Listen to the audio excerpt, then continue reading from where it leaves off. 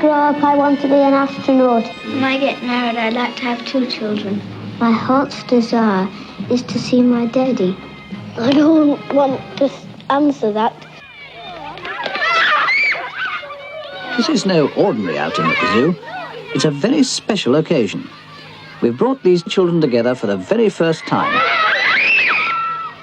They're like any other children, except that they come from startlingly different backgrounds.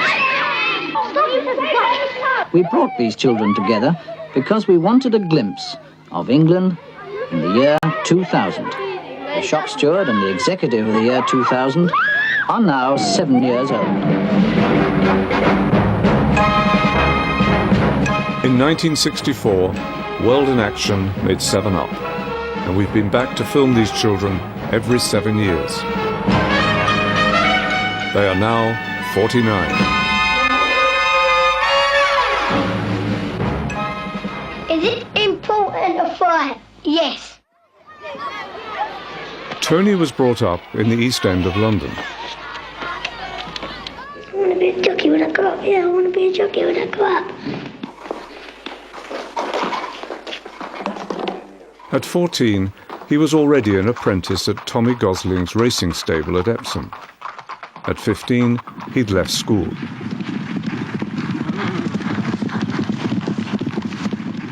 This is a photo finish when I rode at Newbury. I'm the one with the white cap. I was beaten a length and a half, a third, and I had a photo finish. Do you regret not making it? Well, I would have given my right arm at the time to become a jockey. But now, well, I wasn't good enough. What will you do if you don't make it as a jockey? I don't know. If I knew I couldn't be one, I'd get out of the game. Don't bother. And what do you think you would do then? Learn on taxes.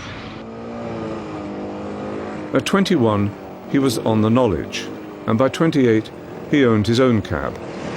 It's surprising who you pick up, you see. I once met Kojak, I picked him up, and Warren Mitchell, Alf Garney, you know. Have you got a girlfriend? Nope. Would you like to have a girlfriend? Nope. You understand 4 Fs?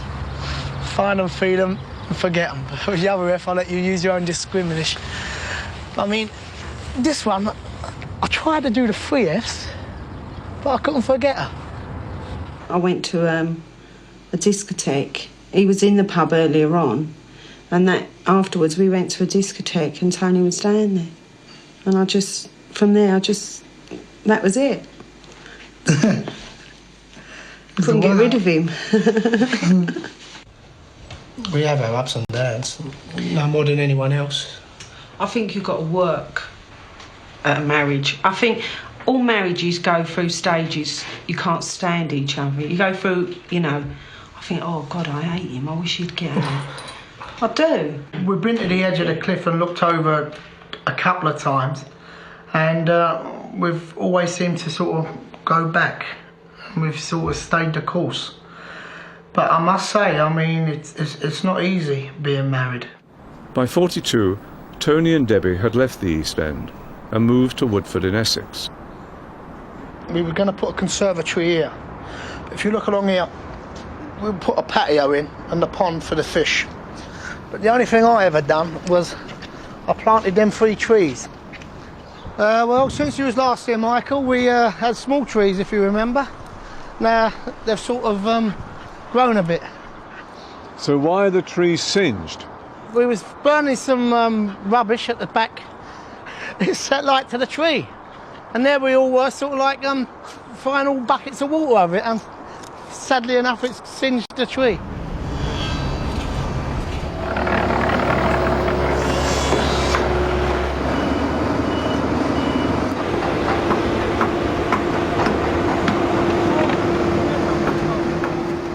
At 49, they'd taken out a second mortgage on the London house and sunk the money in a holiday home in Spain.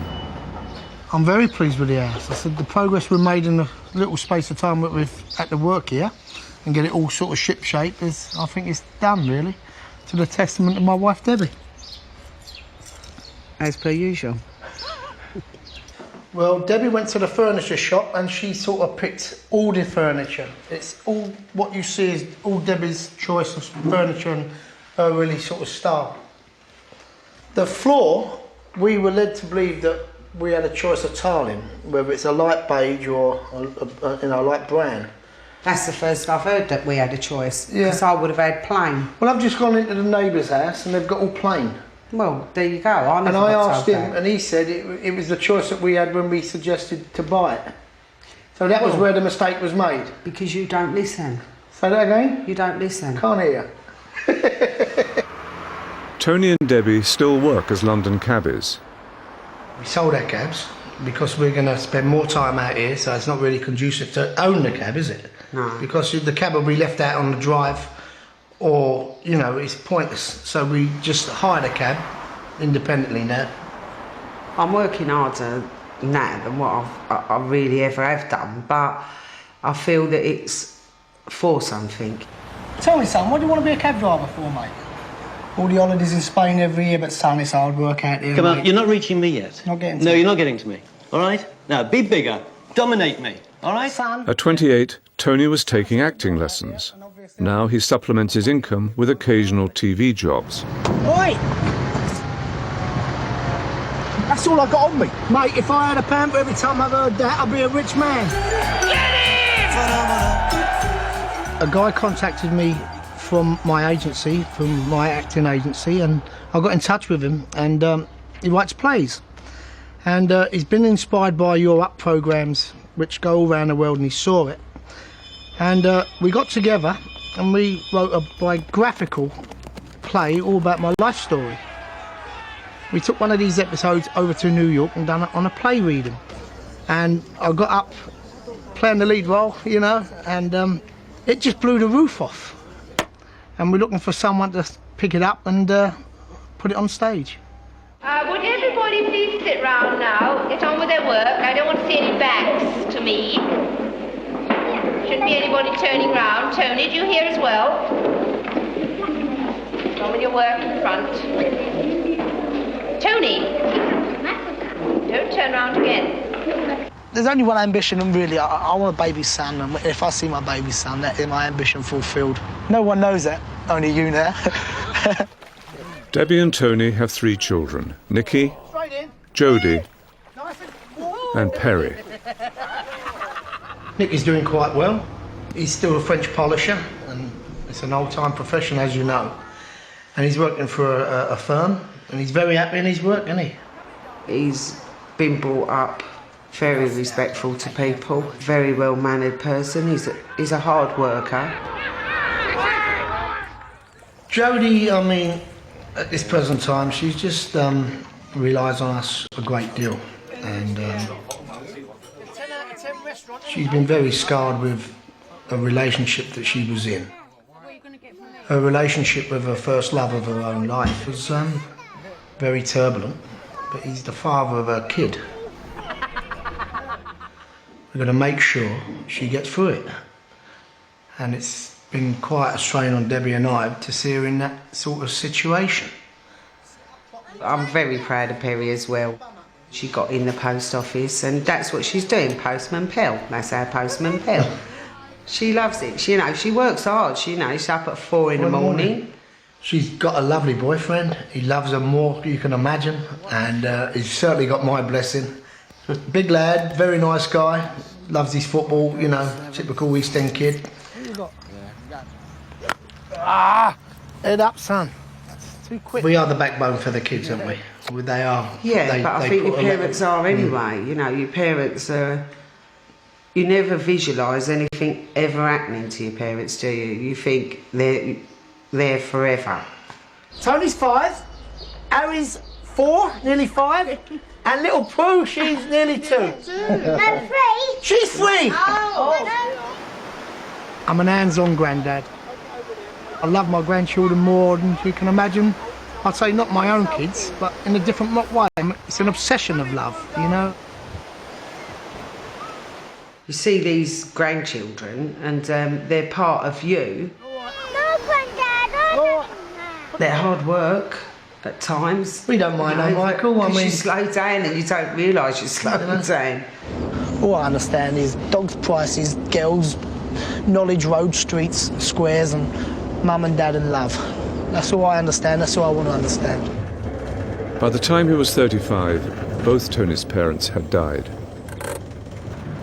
I'm at the graveside, I'm talking to her, you know, all little things now. I've got all images running through my mind saying, like, Tony, go downstairs, get me 5 weights, you know, 1 and a penny.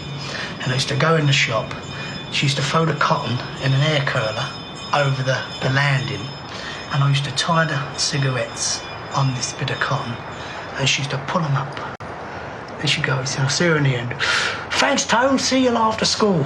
Be good. And that's the way it was. We knew my dad was terminally ill. Although, having said that, it still didn't make it any easier for us. When my dad died, I took it really hard. Oh, God. Nellie Rose is my mum.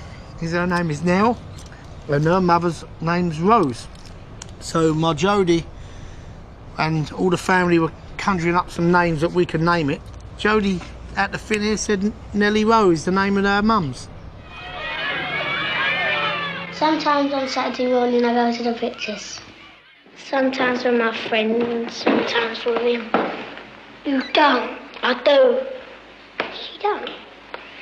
And why did you fall in love with him? Don't know. I don't know how. I don't know how you put up with me for so long. I don't know. Sometimes I don't know how I stand him. Who's to say in another 10 years, me and him might have split up. Quite possible. You know, you don't know. When we filmed Debbie and Tony at 42, the marriage seemed to be in trouble. I'm not proud at all to say this, but situations arise that I have had regretful behaviour various times, but through you got caught. And that was it. That's you know, I'm not lying about the fact, you know. I mean, you can always cover it up and suggest other things, but it's, you know, it's true and let it be true. You caught him? Yeah. What happened? Well, you know, it was touch and go whether we carried on from it or not. I did feel that, you know, I wish things that were said then was never said. I mean, Perry wouldn't go to school for 3 weeks. She wouldn't go out the door, you know, she was quite upset about it all, and, you know, and I think it was a big shock because, you know, you are their mum and dad. The tangerines, aren't they? You know, we got on from there. It's sort of 7 years down the line, and we're as happy as can be now. Carol told me to get me knickers here. She said they're better than Marks and Spencer's. Let's hope they're easy to get off. Hello. There's 96% English here who bought all their houses in Spain, and this is where they shop every Saturday. It's just like an old Petticoat Lane market sort of years ago. How much all that, darling? What the question? What I like is so relaxing down here, Mike. You just walk along and things are happening, the music's playing, there's an English pub there you can just go in, and it's really home from home, but with the weather. From here, it's about 200 yards along. There's going to be all commercial units here. My intentions would be to turn one of these units into a sports bar. We're putting all tellies round in a sports sort of way, like football shirts and all that, memorabilia. This is tomorrow for me. This is my future here. If I happen to get some sort of business and I was to bring my Nikki or bring my Jodie and my Perry out here, then I'll have the best of both worlds. I'll have my family here, plus the kids could be schooling here. Well, they can get what they want, can't they? If you've got to work for it, and it's them who can just ask for money and get it. They can buy what they want. I feel that the economy will bust within 5 years because people like myself have been giving and giving all the time. Hard-working family type of people who have contributed everything under this Tony Blair's government. We have to work, we have to maintain the mortgage, we have to bring up the families. And I feel that I've had enough. I've had enough of working all these hours. Congestion charging, £40 a week now. Zero tolerance with the police with parking tickets. We're paying. Now someone's getting it at our expense. Does it make you sad that you're going to have to leave your roots, your country? I can't even go now in the East End now to have a drink. The pubs are literally closing down. It's other cultures are buying all my old tradition up. Everyone likes their own culture, and I'm no different from anybody else. But being in England, if you suggest this, you are targeted as, you know, an oddball, or, oh, you mustn't say that. Safety by numbers, eh? Is that what they call it? Definitely. On the contrary, I would say I'm sorry. If you don't like it, it's not to be offensive, it's just to let you know that my way of being brought up was all my own people, and I like being with my own people, and I'm a traditionalist. How much you want to pay for? £5? 10 potatoes. Oh! What's the dream now? Is to be happy, which I am. I'm happy now, being healthy. We're all my family. We all want happy and health for our family. Anything else, there'll be a bonus. And that's all I really want. And that's all I'm really after. I don't want no more or less than that. Oh, unlucky turn. Unlucky. Some people from Africa come here, but they when they go, they put their clothes on. Jackie, Lynn and Sue all grew up in the East End of London and were friends in the same junior school. With this school, we do metalwork and woodwork, and the boys do cookery. We had a teacher at school that his favourite ploy was all you girls want to do is walk out, get married, have babies and push a pram down the street with a fag hanging outside your mouth. I think that we all could have gone in any way that we wanted to at the time within our capabilities. I mean, we chose our own jobs. But we only had a limited choice anyway. I mean, truth be told, I mean, we didn't have a choice of private education because they couldn't have afforded it anyway. It changes too much, Mike. Our lives are changing far too much. All of us.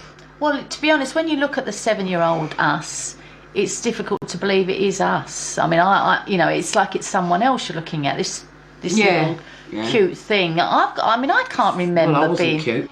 I would like to get married when I grow up. Well, I don't know what sort of boy, but I think one that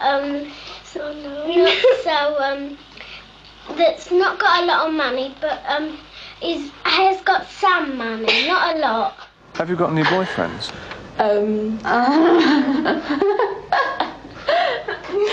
That's personal, isn't it? By the time she was 21, Jackie had married Mick and moved to the outskirts of London. It was horrific, really, what happened to the wedding cake. I mean, it was sitting right sort of in between Mick and myself.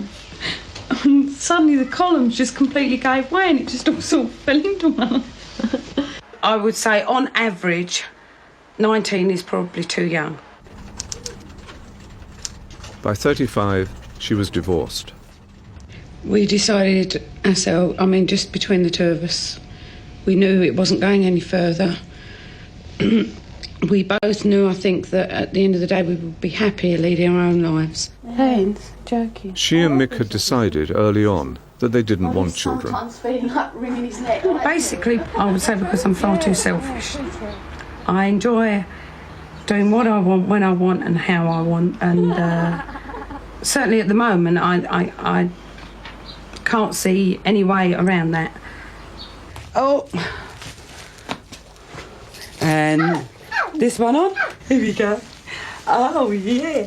Had a brief but very sweet relationship, the result of which was Charlie. Oh, kiss a cuddle. I don't really want Charlie to be an only.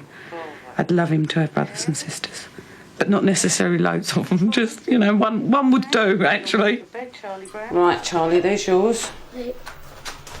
Oh, please eat it all up. Oh. And James. Thanks, Mum. Good boy. And last but not least. Gonna eat that one for me? After her relationship with Charlie's father ended, she met Ian, and they moved to Scotland and had 2 more sons.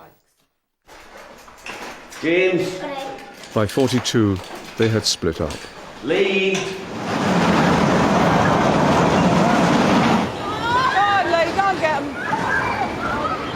At 49, despite the split, the family all live in the same area of Scotland. Lee and Charlie's birthdays are only a month apart, so we tend to do something in between so that we celebrate both their birthdays. So we usually go somewhere like an amusement park. That Lee's got a lot of nerve, hasn't he? And a little bit of bravado, I think, because his older brothers had said no. I think he decided, I'm going to do this one. Has Charlie shown any interest as to his father? No. Ian's his father, as far as he's concerned. He knows, and the other boy knows, the whole family know, that biologically he's not. But in every respect, Ian is his father. Always has been. He just done everything with him, been everything to him, taught him everything. What would you do if you had lots of money? About, me, £2. I would buy myself a new nice house, you know. One that's all nice and comfy. Oh, quite like that, yeah. Jackie suffers from rheumatoid arthritis and lives off disability benefit. How is money for you? Could do with more, as just about everybody would say. But we manage. We cut our costs accordingly. You've got X amount, and that's what you do. I can imagine you. I mean, has Liz got anything to do with that? Liz has always got something to do with that. Ian's her son. But she also says that I'm here, and she's got 3 grandchildren here, that she loves dearly, and she will be there for us. James has just had the trip to Alton Towers with the school. Now suddenly she'll say, you pay the trip, I'll give him his spender money, which is brilliant because it just makes life easy for me. Now you've moved in the last 7 years. Tell me about that. Because of the arthritis that I've got, I needed to come to the ground floor. And this particular area that I'm in now is an area that I like. It's close to Liz, my mother-in-law, so from that point of view it suits. The school's across the road for the boys, good neighbours, which makes a difference wherever your property is. It's how the East End used to be about 30 years ago. The doors used to be open, the neighbours all watched for each other. If one neighbour had a problem, the other neighbours helped out. Well, that's how it is here. That's what this place is like. It's like a village. We deal with the problems with the boys as and when they arise. I mean, you've always got the problem of drink and drugs and smoking and not smoking and, you know, that sort of thing. I mean, Charlie's of an age now where I can't mother him, but I can't be his friend either. He wants to work, he wants to leave school, and he wants to get an apprenticeship to car mechanics. But the chances of him doing that are probably very slim. Somebody gets too much take your time, babe. You'll make yourself ill. Okay. James tends to be a bit of a computer freak. He wants to produce and make his own games. That looks just like your friend, Mush. Lee tends to be like the outspoken one, and it's a bit like I was at his age, really. In fact, he's very much like I was at his age. Is that a worry? I think that's terrible. How dare you say that to me? Is that a worry? Why would that be a worry? Do you think I've turned out badly? No, but sometimes when you look at yourself, you don't always see things you like in yourself, and then you see them in your child, and you think... I don't, yeah, but I never said he'd picked up all of my traits. I actually think he's picked up probably the best. If you're not going to play nice, right, go to bed then. He has a temper that isn't as bad as when he was younger, but it is something that he knows about and he tries very hard to control. Does your temper get you into trouble?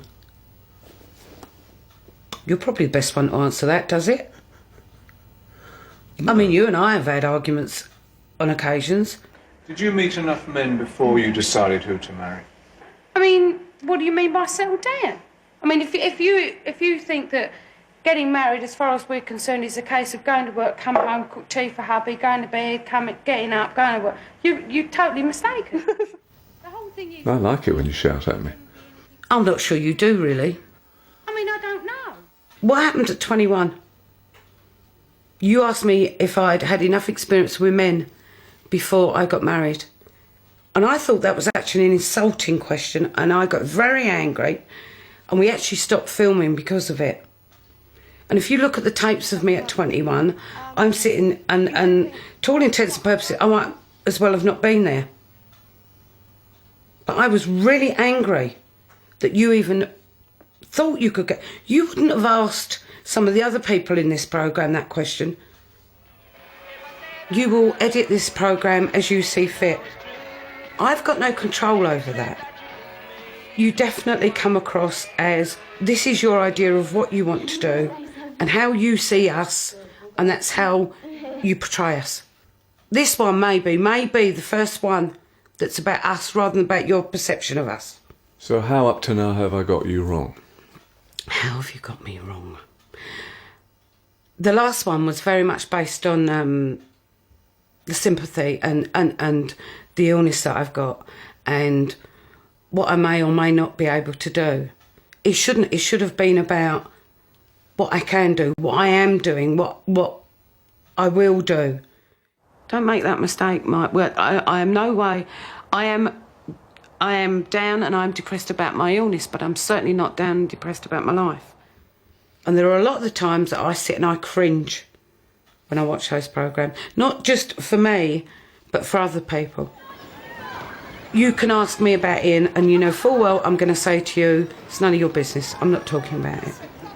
Now, there are other people in this programme that don't do that, that quite of their own free will and that will talk about their marriages or their divorces or the state of their lives. But I don't think you should be into that. I don't think you should even be asking that. It's part of people's lives, and this programme is about people's lives. No, yeah, but that's... See, to me, that's a part of my life that will never go on this programme. You know I'd married. My ex-husband never took part in this. My partner now will never take part in this. But that's not my fault. No, but that's because that's the way I want it. But it still doesn't stop you trying to get that information from me.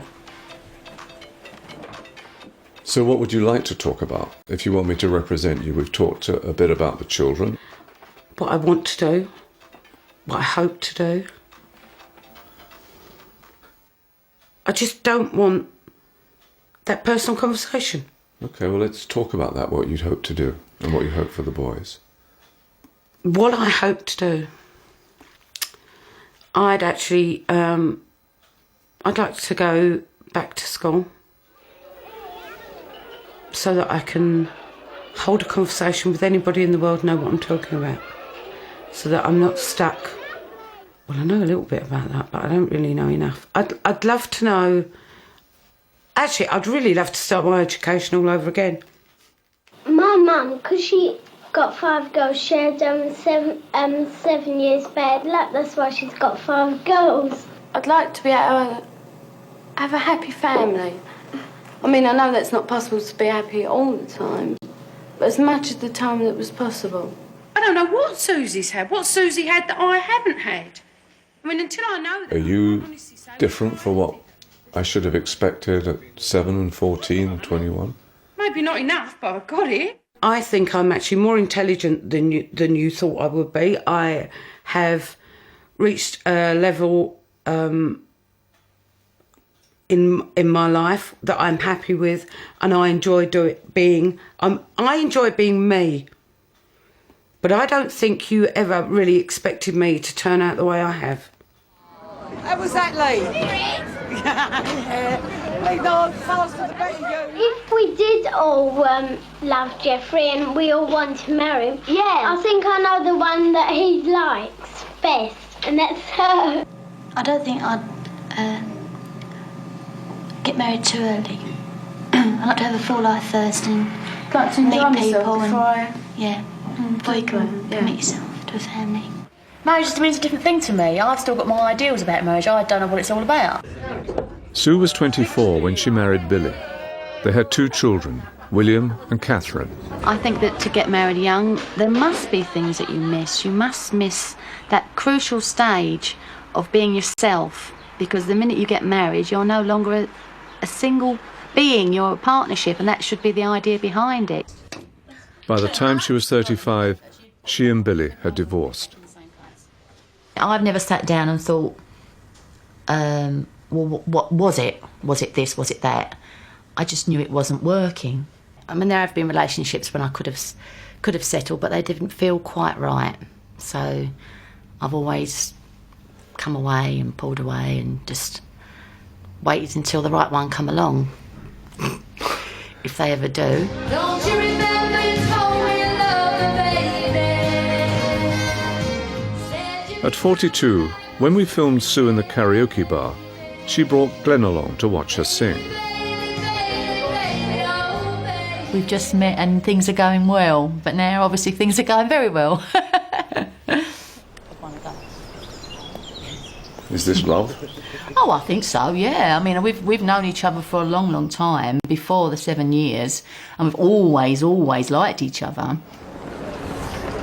It's good looking. He's very good looking. He's not bad, is he?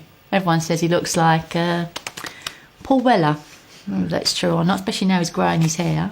Susan most of all likes Leslie from before. Yeah, you see? She keeps changing her mind though. Yeah, I don't know which one really. Everything's not that cut and dried.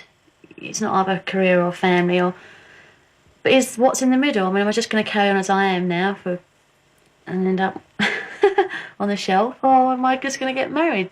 Could be any day. I've been married and I've not got that urgency. Glenn, we sort of say maybe we will. We're engaged. We're committed. We've bought a house together, and to me that's a big commitment. Every house needs money spending on it when you move in. To have a wedding, you've got to put some cash into it. When I got married, the primary reason was because I wanted to have a child. The two, to me, went together. Have you and Glenn thought of having your own child? Well, Glenn got with me when we got together, or I should say when I was in my 40s, and you don't have a baby when you've just started a relationship. I didn't want to do all that again. I would have loved to have had a baby because he would make a wonderful parent. But the timing was off. So she's your baby? She's my new baby, yeah. Yeah, my kids are my babies, but she's my new baby. So she's our baby, mine and Glenn's. She's a wonderful terrier. She's got such character. What does she do? Well, she watches TV and with us. She likes got her own favourite programmes, And she adores Rolf Harris. Absolutely adores Animal Hospital. And if she's at the top of the house and the music comes on, she runs down the stairs and puts herself in front of the TV for Rolf Harris. So the house looks nice. You pleased with that? I am very pleased with it. It's a lovely step for us. We feel like we've got more space around us, and we've got to do everything inside, but we can build on it, and that's what we want.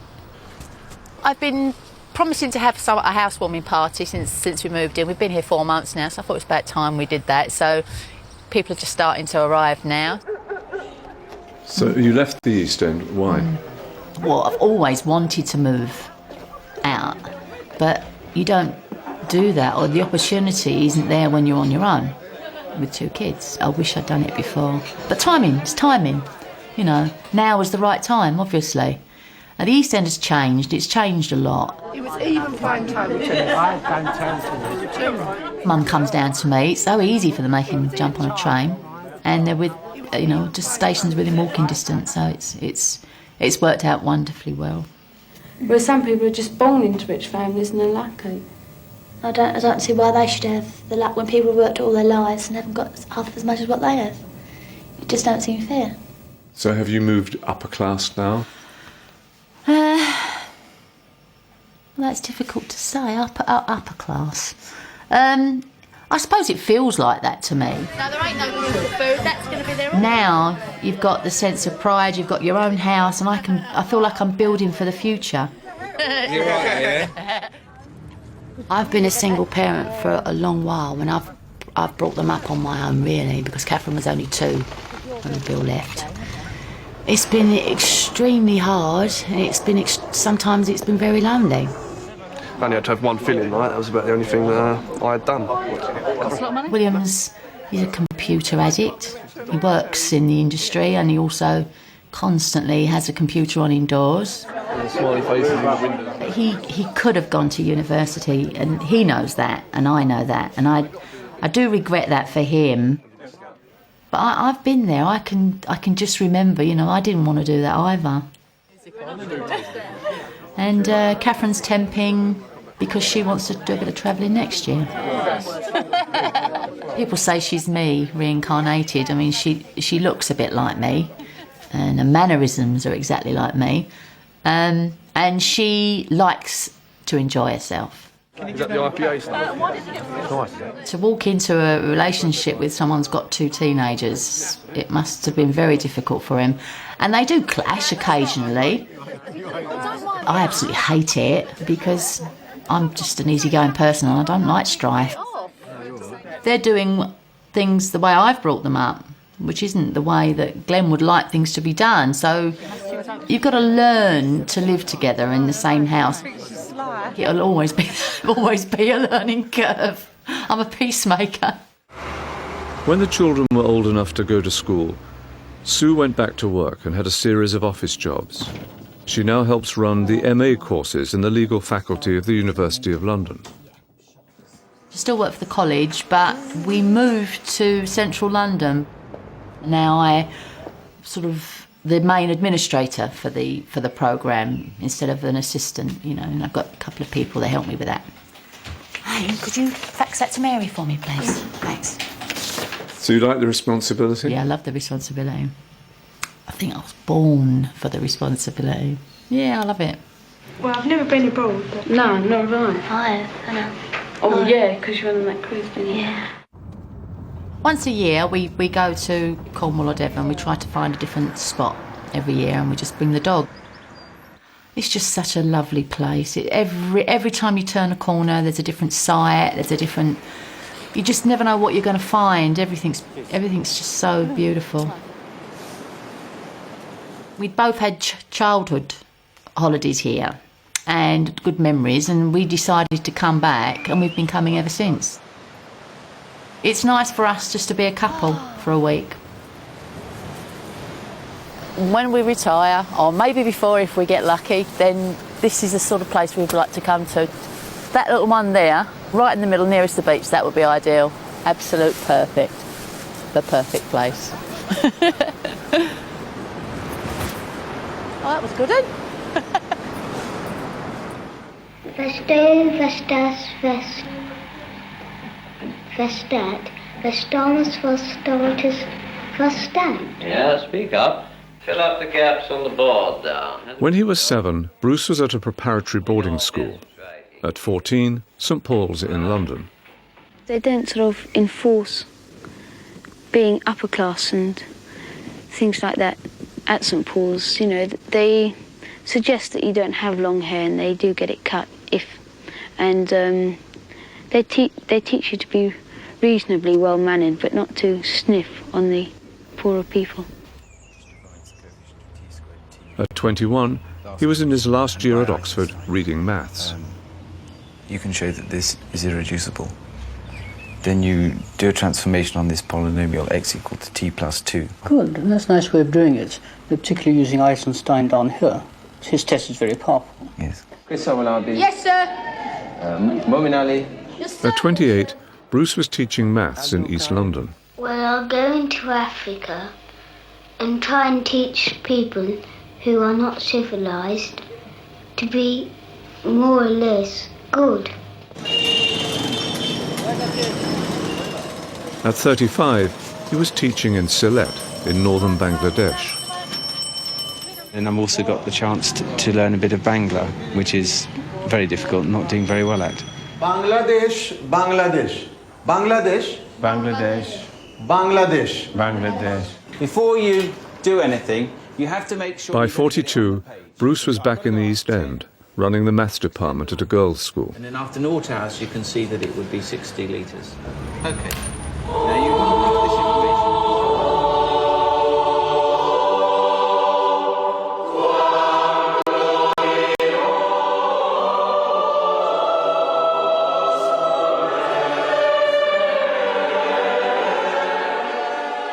At 49, he's teaching at St Albans, a large boys' independent school, which has girls in the sixth form.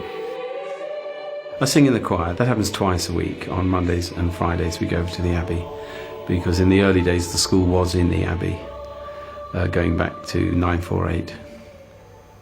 948? Yes, so the head quite likes to say we're in our third millennium, you know.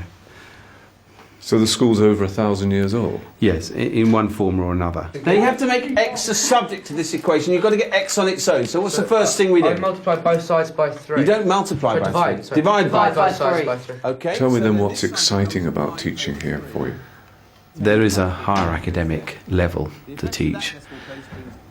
And then you can see pupils at a more developed level, that flash of recognition, and then engendering their love of the subject that I had at their age.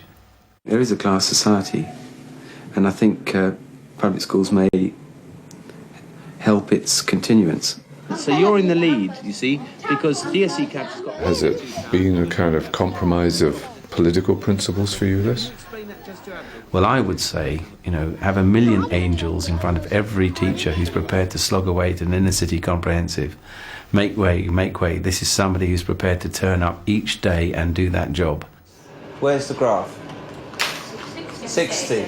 Right, so when the tank is full after 0 hours... That motto, water weareth away a stone by dripping upon it, not by smashing it, was a sort of motto for teaching, that you kept on teaching them, and that eventually it would get through and the pupils would change and learn and develop and so on.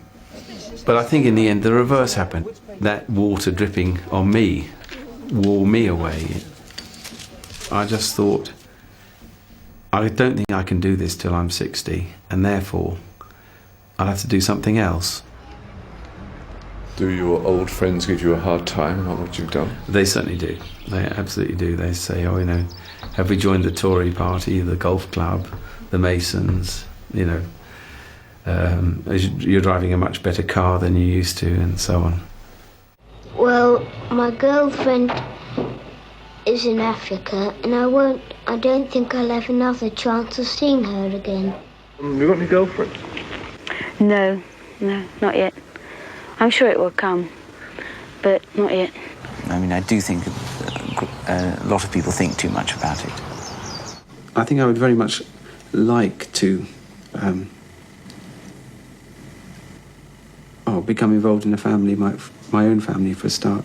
That's a need that I feel I ought to fulfil and would like to fulfil, and would do it well. Yes, I haven't got married or whatever. And I suppose, you know, that would have been something which I hoped had happened. Well, you're getting on a bit. Are you getting worried? Well, not particularly. I mean, I'm always optimistic. I mean, who knows who I might meet tomorrow. And in the middle of a conversation about something completely different, he just asked if I'd like to marry him. And if I hadn't been listening carefully, I would have missed it completely. To love and to cherish. To love and to cherish. Till death us do part. Till death us do part. This is a beetroot or something? I think it's just a weed. Do you enjoy gardening?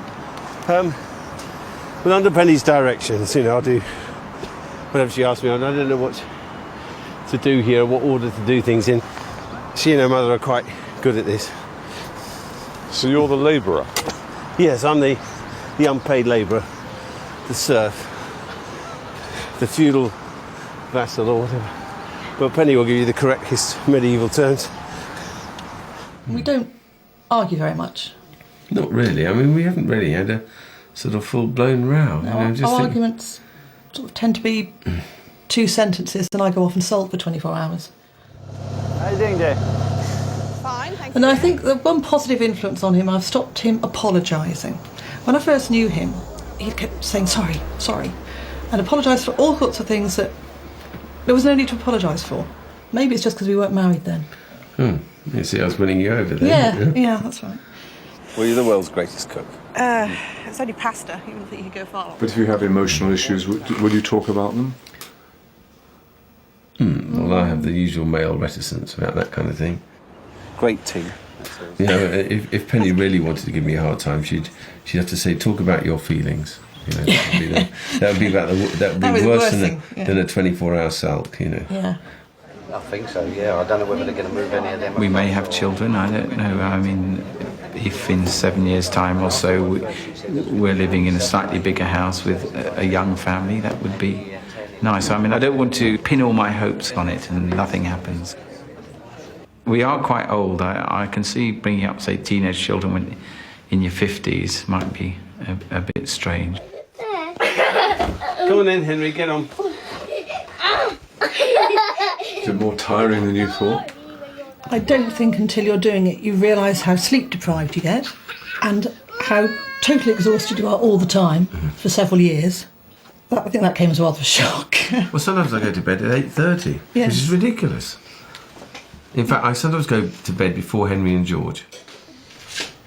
Looks like his father, doesn't he? George has got the cheekbones that run in Bruce's family. And what have I got?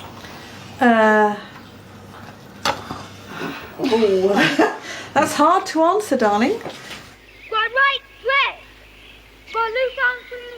We're at my first school, where I was from about 5 to 8, and this is where I boarded for 3 years. I mean, I can remember being happy there.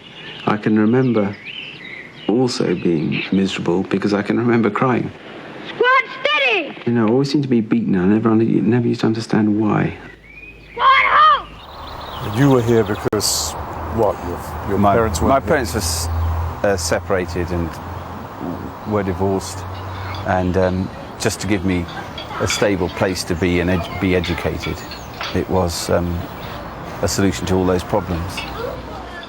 My heart's desire is to see my daddy, who's 6,000 miles away. I did miss contact with my father, and all I say is a joke to Penny, you know, time to send them boarding, as I was. And she says over my dead body, which is... but I wouldn't want that either. 5 years ago, the family moved away from the East End to be near Bruce's new school. It's very quiet, it's child-friendly, and it just feels very safe, and that's really important when you've got small children, that the area feels safe.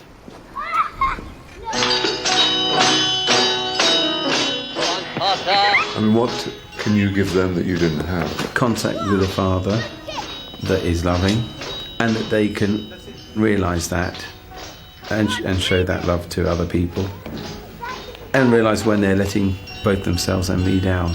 You know, that could be a sort of guiding light for them. Do you want any more children? Well, Bruce was originally talking about a cricket team, but he's got his opening batsman, and that's, I think, is going to be his lot, frankly. I want you to play tomorrow. I'm not going to drop you from sarcasm, all right? Okay. I run one of the junior teams here, the under-13s, and there'll be nearly 200 boys there doing that on a Saturday rather than other things that could waylay them. So it's that combination of playing within a team and the ability to back each other up and form friendships that's such a nice thing. At weekends, Bruce plays village cricket. We don't really mind who wins and loses. We obviously prefer to win. And, you know, we go on tour every year, so we go down to Devon. You know, have such a nice bunch of mates, and I've known some of them for 25 years. You can play it at a reasonable level till you're in your 60s. And what about your batting skills? I'm mainly a bit of a slogger, so I tend to bat down the order 6, 7, 8. It can be brief, but the last time I played I got 50. Oh! Okay, from their hiding place in the bushes, William... Do you have fears for the future? Personally, I'm kind of worried that the boys will turn out all right. I hope they avoid drugs. To see them sleeping or carry them around is just fantastic, and just the smell of them and the look of them is just... You just want to protect them from everything that's harmful to them. When you look back at yourself at 7, can we see you now? I can't really recognise myself. He looks a little bit lost and a little bit sad, and I think I'm quite sort of surprised to be sort of contented and reasonably happy. Do you have a dream? Well, I'd probably like to have played international cricket, but I just wasn't good enough. You know, one's dreams go and the day-to-day living of ordinary life and family life takes over. I think we just sort of live without our dreams.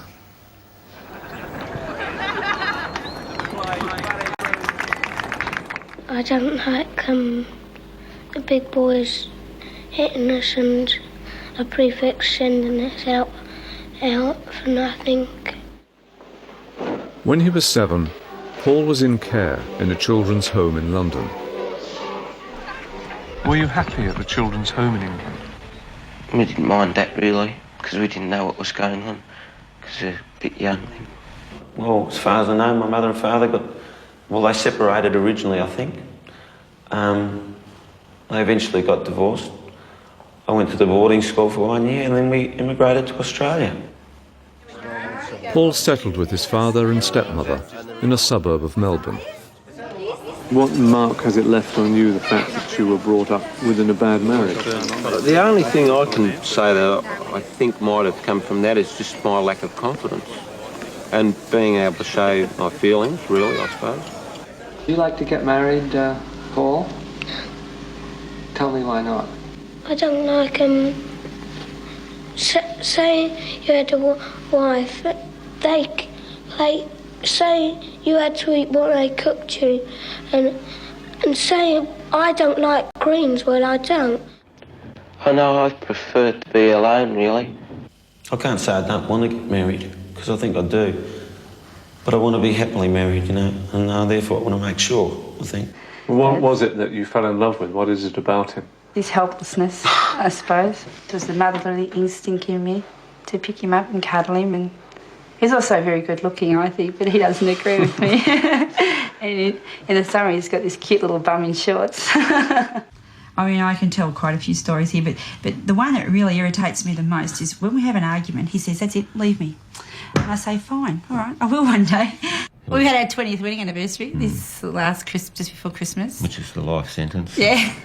Everyone reckons that we should be out of jail by now. To a certain extent, we started thinking, well, do we really know each other now? Mm. Because you just get in the humdrum of going to work, coming back home, running kids here and kids here and there, and I don't think you mean to, but you probably stop thinking about each other a lot. I find it hard to express emotion most of the time. Although I'm getting on top of that more now, you know. I mean, just a simple thing to say to sort of Susan, you know, I love you, something like that. I mean, I can tell you about it, but I really haven't been able to say it freely to Sue, you know. It's a bit hard to talk about. I did end up having to get a bit of help, and it wasn't directly due to our relationship. It started at work, unfortunately, which brought my self-esteem down, which tended to affect everything else. And I was just very fortunate that I saw a local doctor, and with her help I started coming back to normal, thinking properly. I mean, I was feeling a little bit worried about the relationship because I felt like I hadn't progressed, I was going backwards, and I still believe that. I was thinking that, why would Susan want to be with someone as sounds funny, but as boring as me? I mean, because there was nothing there. I mean, what do I do? How do I say it? It was a shock that he got that low and that he doubted the relationship, because one thing I've always known is that Paul's never doubted his love for me, you know. It's always been there, and I've never doubted it either. Did the physical side of your marriage suffer? I think it did. I think it did, really. For a little while. But we promised ourselves when we first got married that we'd never stop, you know, touching or, you know, being affectionate towards each other, and in front of the children. We've always been, and even now with the children, we still embrace a lot, both Katie and Robert. I mean, Katie will sometimes say, "Mother, stop it." I was going to be a policeman, but I thought how hard it would be to join in. I just haven't made up my mind yet. I was going to be a phys ed teacher, but one of the teachers told me that you had to get up into university. At 21, Paul was a junior partner in a firm of bricklayers. By 28, he'd gone out on his own as a subcontractor. I think when I started work for myself, things were looking good for me because it was out of school, something I was very enthusiastic about. But I was chasing the dangling carrot, but never got there. Because I mean, really, I'm a worker and not a businessman. By the time he was 42, Paul was doing factory work, making signs for a plastics company. What's the future for you at work, do you think? Well, I mean, the job's still there. I've had talks with them about whether they were ushering me out the door, and they say they're not. Not that I'm that old, but it's a bit of worry about getting a full-time job with my skill levels. Sue had been a hairdresser for most of her working life, but at 49, she has a new career as an occupational therapist in a retirement home. You know, you might be in your 40s and getting older, but you still have a lot to add, and you can learn to go in a different direction. You know, I call this my sea change. Do you have ambitions? Not really now. I mean, I've been in this job 10 years and never asked for a pay rise. That's just what I've always been like. Has it affected home life at all? It has affected a little bit because I'm not there at home as much as I used to be when Paul got home. It can be, and I'm sure I'm not the only one, it can be quite startling. You get home and you think, there's no one here. When I've been here for 30 years to be home too. It's really different. By the time they were 28, Paul and Sue had 2 children, Katie and Robert. Katie did well at school and got a place at university to study archaeology. There are photos of the dig in Cyprus that I went on, and we were digging in Bronze Age tombs that are around the village. I mean, you're the first person in the family to go to university. Was it a struggle for you? It was a bit, because I had to do it all by myself. I had nobody to really help me because Mum and Dad couldn't help me with my essays or things like that. What does university mean? I'm pretty happy with Katie. I'm not having a go at Rob, but I've got fears for Robert because he's struggling a little bit. Robert is trained as a car mechanic. He's got reading and writing difficulties, and I mean, he's coping with that. I mean, we'd like to see him be a little bit more proactive with doing literacy course now he's a bit older. But just day-to-day troubles of making ends meet with money, it's always hard. Yeah, he went nuts at me for using the phones. No more fucking backyards, you cunts should fucking do this all the time. What's Robert got that you gave him? Moodiness. I think Robert's even a little bit more moody than what I've ever been. He's not your average relaxed 21-year-old. What you doing? I mean, we only had 2 children because we thought that we couldn't love any more children as much as we loved our 2, and now we've got our 2 grandchildren and we just love them. You love them as much, you really do. Yeah. Yes, even scratching. With Rob and Stacey, we don't really know how long they're going to last for, and I keep my fingers crossed they will last. We can only hope that they work at it like we do. That's better. Thank you. In their 20s, Paul and Sue sold up, bought an old van and travelled across Australia. I think it brought us closer together because we really got to know each other and we relied on each other so much.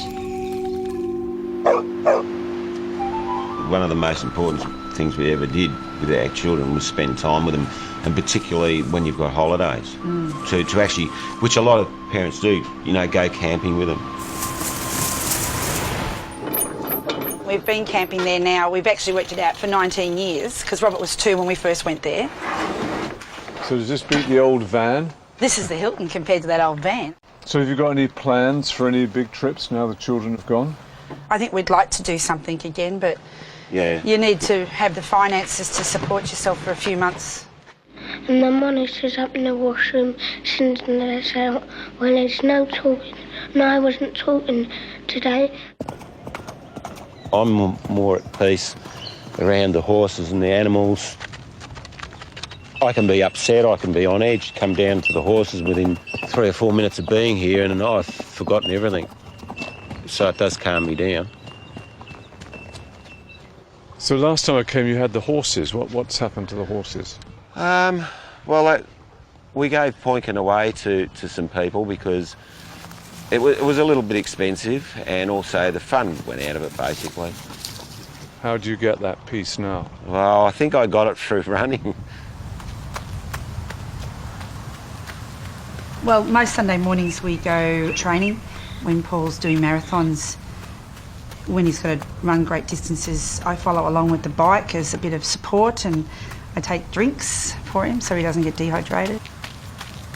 Something we can do together, so we do that. We're not doing any great distances, we're just, I've got an injured knee, I'm just trying to build it up so it gets used to running again. I did the Host City Marathon, it's my first marathon I did up in Sydney. They trialled the Olympic course and it was open to anyone. So I figured if you were going to do a marathon, that'd be the one to do. Nearly died, but I enjoyed it.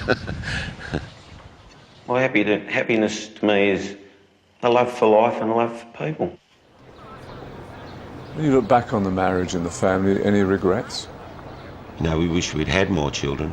But then who knows if we'd had them, we might have gone no too many. We might be both in the nut house. Well, without a family, it's, what have you got? Nothing. Well, that's the way I feel. More than work, more than achievement. Yeah. Like what you've got nothing unless you've got family and your health anyway. You'd be awfully lonely without family, I think.